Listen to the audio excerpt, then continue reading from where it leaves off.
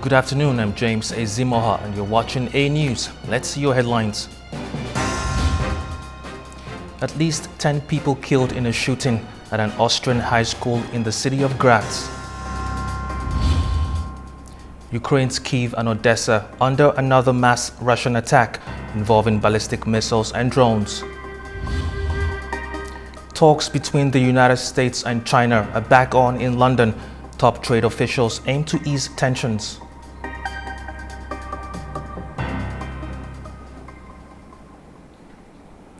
At least 9 students and a gunman are dead after a shooting at a high school in Graz, Austria, with many more seriously injured.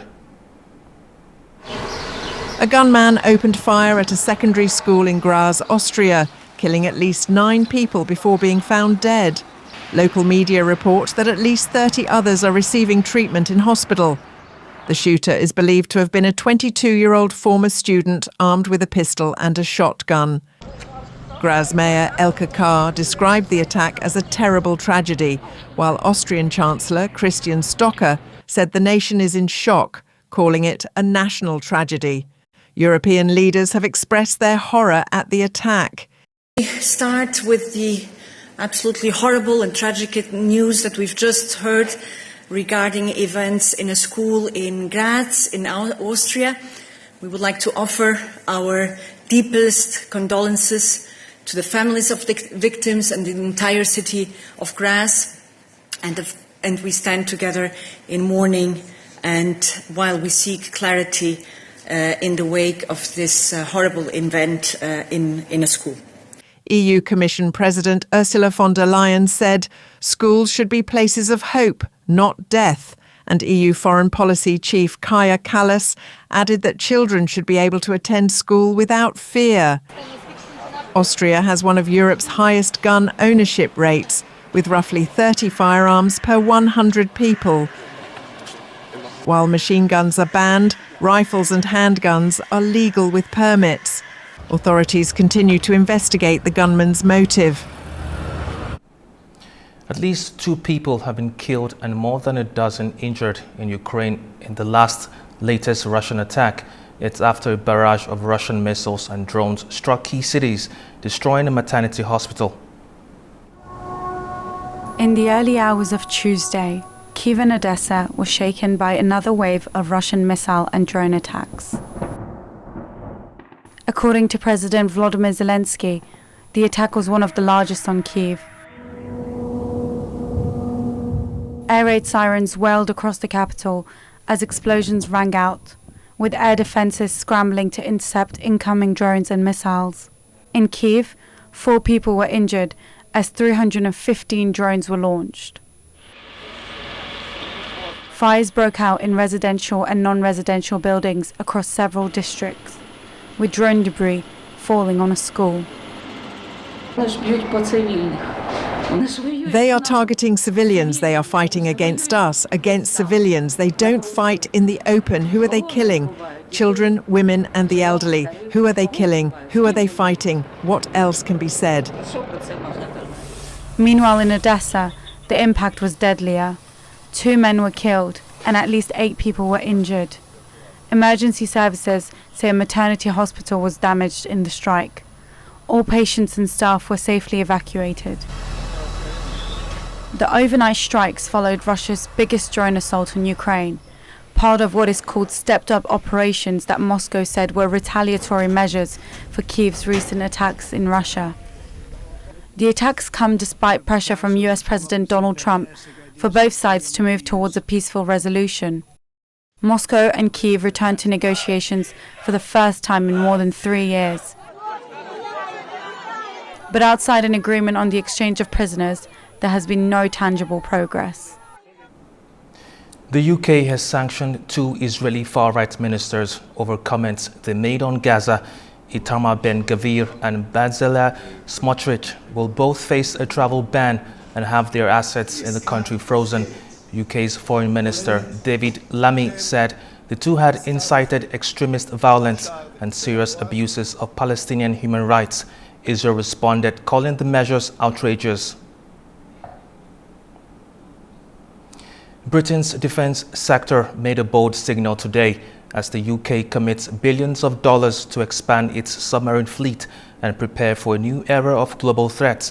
NATO's Secretary General joined the British Defence Minister at a key submarine factory in Sheffield, underlining a shift towards greater military readiness.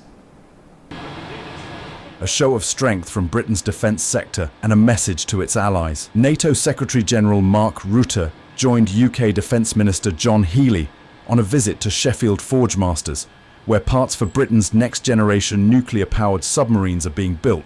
I was able to show the Secretary General of NATO the casing for the nuclear reactors that will go into our nuclear-powered submarines. There's techniques of welding those that no one else in the world is doing. It's part of an $8 billion investment to expand the UK's submarine industrial base with support for firms like BAE Systems and Rolls-Royce submarines. This comes as Britain pledges its largest defence spending increase since the Cold War. The government is ramping up production, aiming for up to 12 nuclear-powered attack submarines, up from the current 7. We are moving to warfighting readiness as the central purpose of our armed forces. When we are being directly threatened by states with advanced military forces, the most effective way to deter them is to be ready. And frankly, to show them that we're ready. At a time when Russian aggression is redefining the global security landscape, NATO is calling for unprecedented rearmament. Mark Rutte says Europe must meet the challenge. But we need a 400% increase in air and missile defense. The announcement builds on last week's Strategic Defence Review, which called for the UK to adopt a modern combat strategy and maintain a military force ready for rapid deployment. The government says that Britain is now building not just submarines, but for a future in which it can defend itself. Germany's domestic spy agency has issued a stark warning. The country's largest opposition party, Alternative for Germany, is now home to a rapidly growing number of right-wing extremists. The agency's latest report links the party's rise with a broader surge in far-right crimes. According to the annual report, the number of extremists within the AfD jumped 77% last year, reaching 20,000. The increase coincided with a rise in party membership and a marked shift further to the right. Last month, the agency officially designated the entire party as extremist based on a 1,100-page report. That move allows tighter surveillance, though the AfD is legally contesting it. The report also accuses AfD leaders of repeatedly using xenophobic and anti-Muslim rhetoric. Migrants from predominantly Islamic countries were often portrayed as culturally incompatible and prone to criminal behavior. It further highlights comments made during state election campaigns in eastern Germany, where some AfD figures, including Thuringia leader Björn Höcke, openly questioned the democratic order. The agency recorded a 47.4% spike in right-wing extremist crimes last year. That includes 6 attempted murders and 23 arson cases, both up significantly from 2023. To USA now, tensions are rising high in Los Angeles as protests over immigration policies enter their 4th day. U.S. President Donald Trump doubled the National Guard contingent, citing the need to control potential violence. Los Angeles has entered its 4th consecutive day of street protests, triggered by immigration raids across Southern California. Tensions escalated further after U.S. President Donald Trump ordered the deployment of military personnel to the city.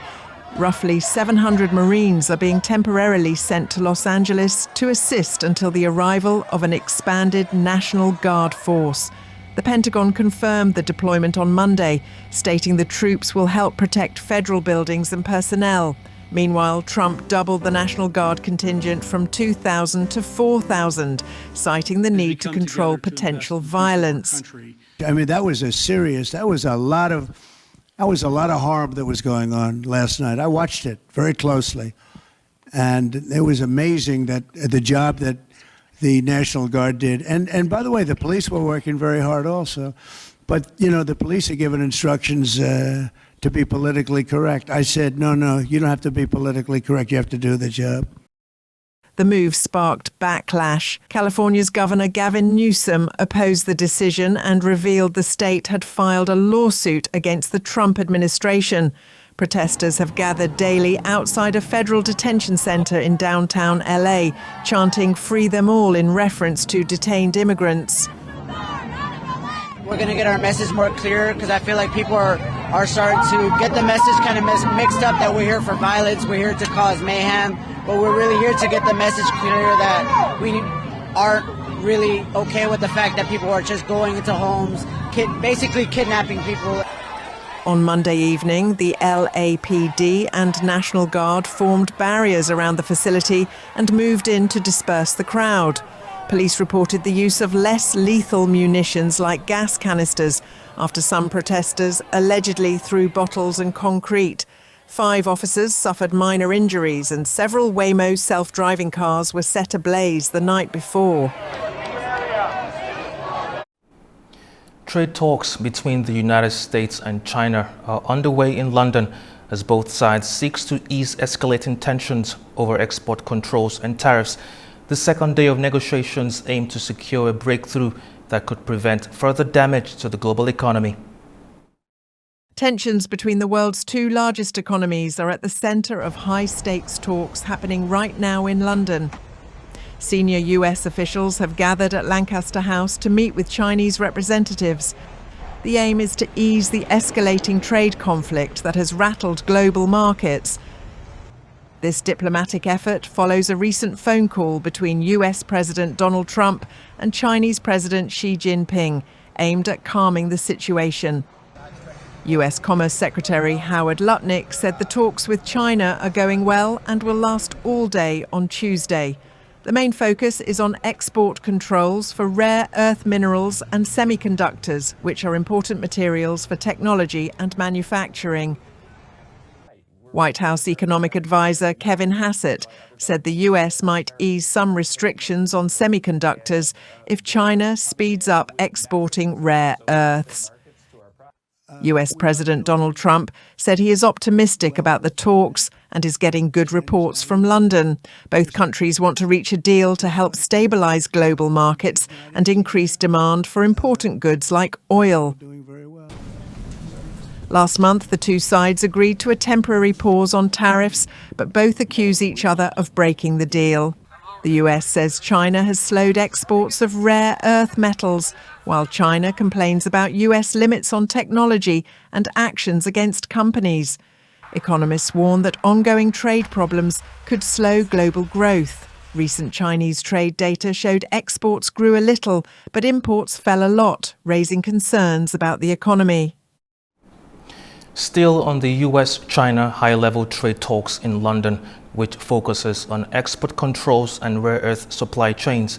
Joining us to discuss this is Ricardo Evangelista, CEO of Active Trades Group in London. Thank you for joining us.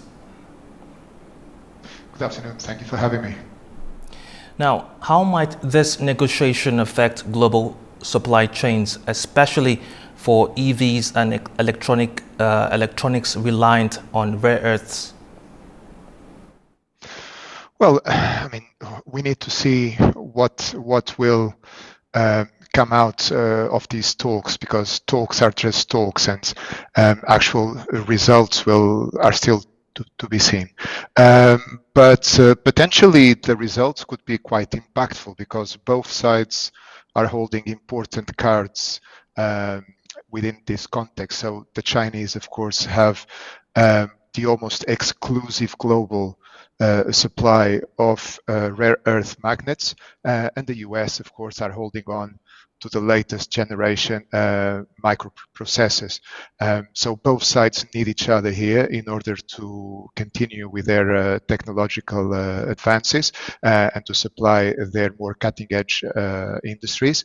And of course, both have an interest in achieving a result here. But it is unknown whether or not these talks will materialize into something substantial, because behind all of this, it's also a political stance that is very markedly protectionist from the US administration. And also we have the Chinese position, which means that Beijing has probably taken advantage in some ways that many countries see as unfair from open trade. So a lot to go, but if there is a positive outcome, I think it would be very good news for both sides. Now, is Trump's upbeat tone and focus on handshakes masking deeper disagreements on China's market behaviors? Yes, I think that Donald Trump is a master communicator, not so much a master decision maker, if I may say that. So right now it is convenient for Trump to convey that message, a positive message, because he's still expecting to gain the concessions from the counterpart in these talks. However, what Trump says very rarely is an accurate representation of reality. It's always laced with his own self-interest. So I would say that Trump speaking positively about this, it's good, but it doesn't really mean much within the current context. Now, in your opinion, looking ahead, what could derail this deal? Domestic pressure, political shifts, or broader geopolitical tensions? I think all of the above, really. I think the current situation is inflamed by other factors that play in the background for both the US and also for China. So any of the factors that you mentioned there could potentially derail the deal. I think it's also a matter of how things evolve in other fronts. We all know, for example, that the US administration has been jumping from one hot topic to the other, and sometimes does so in a way to distract the dominant narrative and move on to the next topic. So it also depends on the way things evolve domestically. And this, of course, also applies to the Chinese side, which has a much more conservative communication style. But just because it is more conservative in the way it approaches sharing information does not mean that they don't have their own agenda as well. So this process right now means that both sides are walking a very tight line, and the potential for disruption due to other background factors is great, is big. Thank you very much for your time. It was my pleasure. Thank you.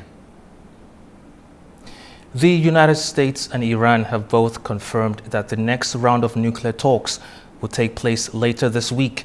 This comes as talks between Washington and Tehran have stalled, with U.S. President Donald Trump attributing the failure to reach a deal to a disagreement over uranium enrichment. Trump also stated that he had discussed Iran with Israeli Prime Minister Benjamin Netanyahu. Iran has previously said that abandoning enrichment was against the country's interest, a stance the U.S. president says they cannot take. As we come together to invest in the future. Well, they're just asking for things that you can't do. They don't want to give up what they have to give up. You know what that is. They seek enrichment. We can't have enrichment. We want just the opposite. And so far, they're not there. I hate to say that because the alternative is a very, very dire one, but they're not there. They have given us their thoughts on the deal, and I said, it's just not acceptable. The 110,000th China-Europe freight train has officially departed, this time from China's Shandong province, loaded with 55 containers of home appliances valued at nearly $2.8 million. The train is heading to Europe via the en route port in the China-Mongolia border, the largest inland crossing between the two countries in 17 days. This symbolic journey underscores the growing momentum of the Belt and Road Rail network. So far, 128 Chinese cities are connected to 229 destinations across 26 European and 11 Asian countries.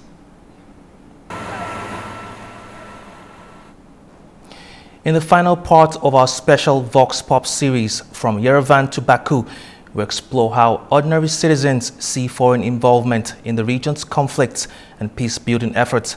Are global powers truly invested in lasting peace, or are their efforts or interests more strategic and sincere? Here's what residents on both sides had to say.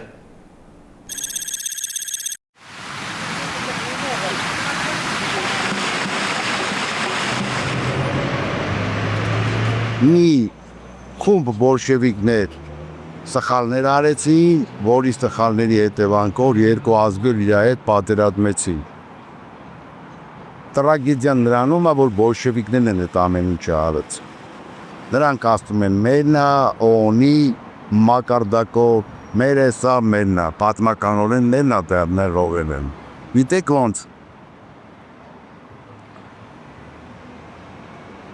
Պետք է խելացի վարվեք, որ վաղը չեմ իստորը քո նախնիները, քո սերունդները չտուժվեն այդ ամեն ինչից, թե ադրբեջանցիներից, թե մեր կողմի։ Դրա, տեսեք, ստեղ շատ նուրբ հարց կա։ Փոխանակ Ռուսաստանի նման դաշնության, այսպես ասած, դաշնակից պետությունը անդրտատնի պատերազմ չլինի, նա Ադրբեջանին այդպես կոչված սայուզնիկ վաճառել է հարցակողական վենք 5 միլիարդ դոլարի։ Հարցակողական 5 միլիարդ դոլար, ինչի համար, որպեսզի հայերի սպաներ, հարցակողական շեշտին է Ռուսաստանը, որպեսզի ինքը թելադրի Հայաստանում իրաբար չի լինի դա, հասկանում եք, ուժով,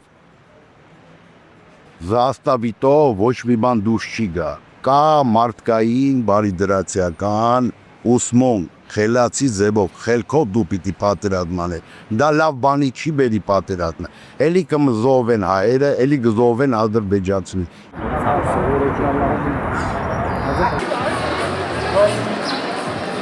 Fransanın işe karışması, Rusya'nın, yaxud Amerikanın işe karışması ben deyərdim bizim xeyrimizə deyil. Fransa heç vaxt Azərbaycanın xeyrinə işləməyib. Heç vaxt. Heç o sülh danışığına da heç deyərdim saya maraqlı deyil. Hər kəsin öz mənafeyi var. O öz mənafeyin güdürlər hər bir. İkinci də qalsa, Ermənistanın özünə qalsa, Ermənistanı qoymurlar heç baş dövlət. Ermənistan özü ilə Azərbaycanla barışar da təkbətək. Təkbətək Azərbaycanla dil tapıb danışa bilər. Bu ölkəni qıcıqlandıranlar çoxdur. Bax, bu da gətirib belə bir mənfi təsir göstərib, gətirib belə yerə çıxardır. Əgər sülh məsələsini həll edirlərsə, gərək iki dövlət, iki aralarında konflikt olan dövlətlər özlər bir-birinə danışıq yolu ilə həll eləsinlər. Başqa dövlətlərin oraya qarışmağa heç bir xeyri də yoxdur. Fransa dövləti çalışır ki, bu sülh məsələsi həll olunmasın.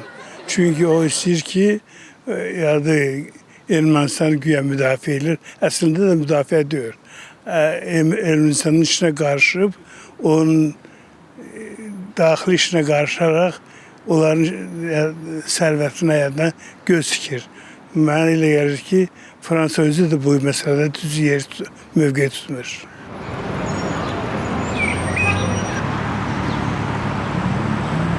Ես մտածում եմ սենց, որ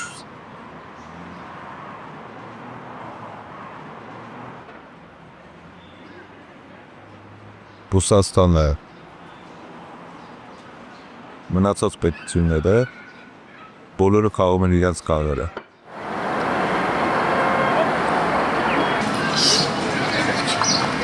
1992-ci ildə yaranan ATƏT Minsk qrupu əslində bizim işğal olunmuş torpaqlarımızı, vaxtilə işğal olunmuş torpaqlarımızı deyən, onların azad olunmasında, sülh yolu azad olunmasında köməklik etməliydilər. Lakin 92-ci ildən 2020-ci ilə qədər bunların hər hansı bir addım belə atdığını görmədik. Yəni bunu dövlət səviyyəsində də, vətəndaşlar səviyyəsində də hiss etdik ki, həqiqətən bir tərəf mövqe rolu oynaya bilmədilər. Qərb ölkələri daha çox Ermənistan tərəfdən iştirak elədilər. Həm siyasi dəstək, həm Minsk qrupu yaradılıb, lakin həmsədrləri olan ölkələrdən Fransa tamamilə açıqdan-açığa ermənipərəst mövqe göstərdi. Amerika Birləşmiş Ştatları siyasi olaraq bir tərəf rol oynamağa çalışırdı, amma daha çox Ermənistan rol oynayırdı. Bunlar da məlumdur, çünki orada erməni diasporası daha güclüdür. Rusiya isə bir tərəf rol oynamaqdan daha çox öz siyasi mövqeyini qoruyurdu.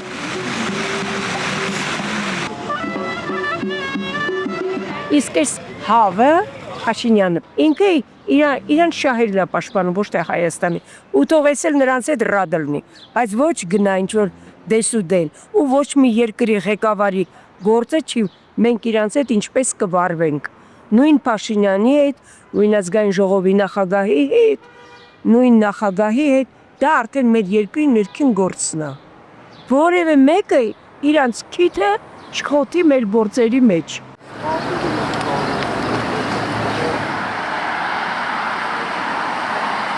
Vasitəçilik eləyən azdır mənim balam. Maniçilik törədən çoxdur. Rusiya, Fransa əsas sınavına bu ikisidir. Amerika gah nala vurur, gah maxa vurur. O istəyir ki, bizimlə mehriban olsun. Buna görə də əsas məsələ Rusdur. Fikir verirsiniz, biri gedir, biri gəlir, biri gedir, biri gəlir. Körü kök alır kənarda. Sülh başlayacaq, o kimə lazım olacaq?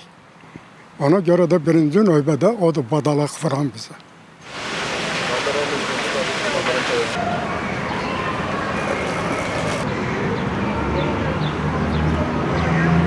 Պետք է բանակցեն եւ փորձեն գալ ինչ-որ համաձայնություն։ Եթե լինի խաղաղություն, դրանից կշահեն բոլոր կողմերը, բոլոր երկրները։ Պետք է ուղղակի դրսից չխանգարեն, չազդեն եւ երկու երկիրը առանց միջնորդների կարողանան պայմանավորվեն։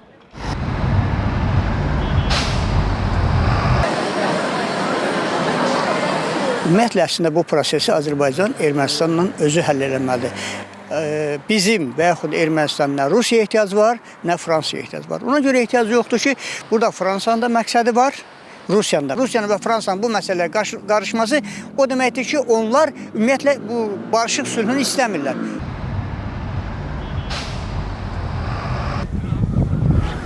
I think now that the conflict is more settled and resolved, I think the only foreign interventions that I would like to see would be like peaceful. And if the foreign countries like U.S, Russia and France, they push something that's more conflict oriented, I wouldn't support that and I wouldn't want that because there's already enough wars going on around the world and we don't need another conflict. So as long as they want to like sustain the peace in like between the countries, I would support that and I'd very much like to see that.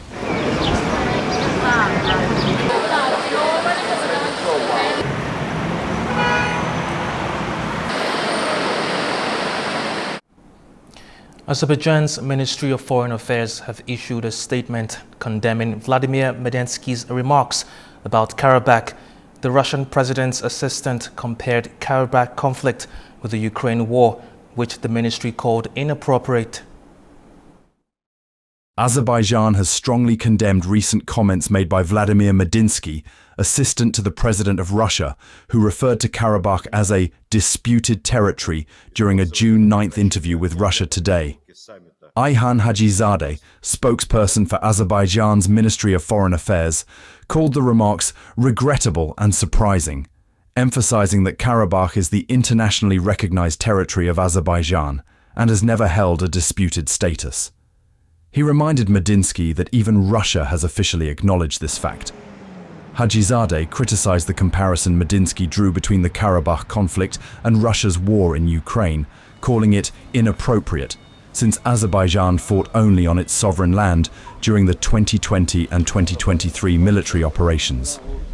Ukrainian political analyst Taras Kuzio added historical context, saying the conflict in Karabakh was fueled by Soviet and Russian support for Armenian separatism. He noted that Russia has consistently backed proxy conflicts, from Moldova and Georgia to Ukraine, to retain influence over post-Soviet states. Kuzio concluded that both the Karabakh and Ukraine conflicts reflect a broader Russian strategy of undermining newly independent nations, whether under Yeltsin or Putin. Recently, Armenian Prime Minister Nikol Pashinyan met with Federation Council Speaker of the Russian Federal Assembly, Valentina Matvienko, in Yerevan, and delegations from both sides reaffirmed the importance of deploying bilateral cooperation across multiple sectors Joining us to discuss this recent development between Armenia and Russia is Boris Navasardian, political analyst. Thank you for joining us. Thank you too. We've seen reports of a 2024 Russia-Armenian mutual trade which got to nearly $12 billion US. What do you make of this number, and how can you interpret bilateral economic cooperation?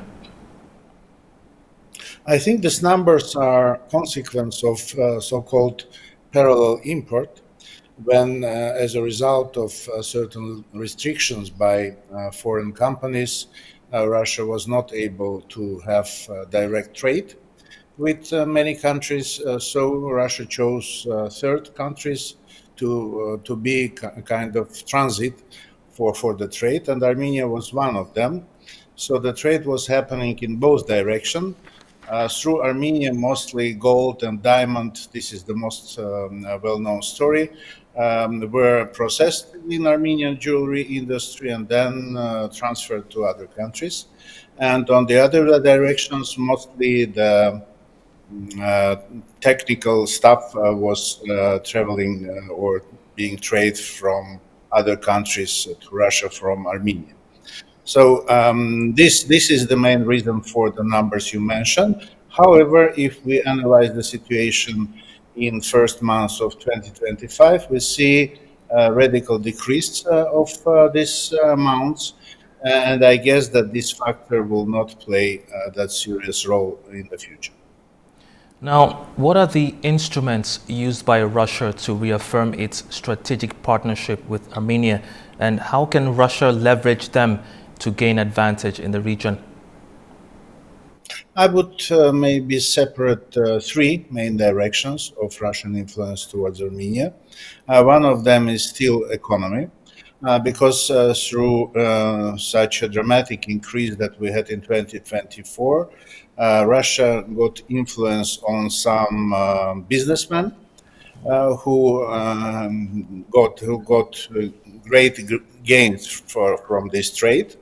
And of course, through these businessmen, the influence went down to employees of that businessman. And through that, Russia kind of changed very negative attitude from Armenian society towards Russia. The second direction of this influence was propaganda. And the main narrative that Russia was spreading through media in Armenia and through social networks was discrediting the Western partners of Armenia. And the main target was France. So that Armenian society considers Russia still as the only contributor to security of the country. And the third instrument, the third tool, is creating tension between Armenia and Azerbaijan, thus trying again to convince both societies that only Russia is able to establish peace and to guarantee this peace in the South Caucasus region. So if we combine all these factors, we see that still Russia has certain influence on the country and on the region. And the process of revising Armenian-Russian relations is going on now, despite active communication in the official level. You mentioned visit of Matvienko, also Minister of Foreign Affairs Lavrov was in Armenia. And despite the will of Yerevan and Moscow not emphasize the existing controversies, they exist, and a very difficult and complicated process of revising Armenian-Russian relations still is continuing. And of course, I do not see any perspectives for keeping a strategic alliance between the two countries. Thank you very much for your time. Thank you too. Astana is gearing up to host the 14th plenary session of the Parliamentary Assembly of Turkic States, set for Wednesday and Thursday. The session in Astana will gather delegates from member and observer states, along with international and Turkic organizations. The 14th session focuses on the role of parliamentary diplomacy, aiming to boost inter-parliamentary cooperation across the Turkic world. On June 10th, Azerbaijan's Prime Minister Ali Asadov departed for an official visit to Uzbekistan. At the Tashkent International Airport, Ali Asadov was met by Jamshid Kuchkarov, Deputy Prime Minister of Uzbekistan, along with other officials. The 4th Tashkent International Investment Forum kicked off in the capital of Uzbekistan, a key event on the regional investment agenda. It brought together leading international investors and businesses, government representatives and financial institutions. The International Investment Forum has started in Tashkent. Almost 3,000 people from over 75 countries are attending. This forum is one of the biggest business events in the region. It brings together banks, government officials, companies and experts in technology and finance. The forum includes big meetings, panel talks, business-to-business meetings and a big investment exhibition. They talk about how to develop the region, important areas for investment and big infrastructure projects. The company BS2 is taking part with its partner banks in Uzbekistan. They are showing their advanced banking and digital financial solutions. The forum is a great chance for people to share ideas about technology and finance, meet new business partners and build international connections. It will help improve economic cooperation between Azerbaijan and Uzbekistan and strengthen regional ties. On the third day, during the panel called Azerbaijan-Uzbekistan Economic Cooperation Vector, the participants will discuss how to increase trade, work on joint projects and expand cooperation in energy, transport, agriculture, industry and digital tech. They will also talk about the Middle Corridor, a transport route linking China, Kazakhstan, the Caspian Sea, Azerbaijan, Georgia, Turkey and Europe. In October 2023, Azerbaijan, Georgia and Kazakhstan agreed to create a joint railway company to improve transit along this route. Cargo transport via the Trans-Caspian route rose 62% in 2024 and is expected to grow more. Important decisions about expanding cooperation in digital technologies, energy, transportation and other key sectors will be made at this forum, boosting the region's economic growth. Well, that's all we have for now. Thank you for watching. Stay tuned to AnewZ.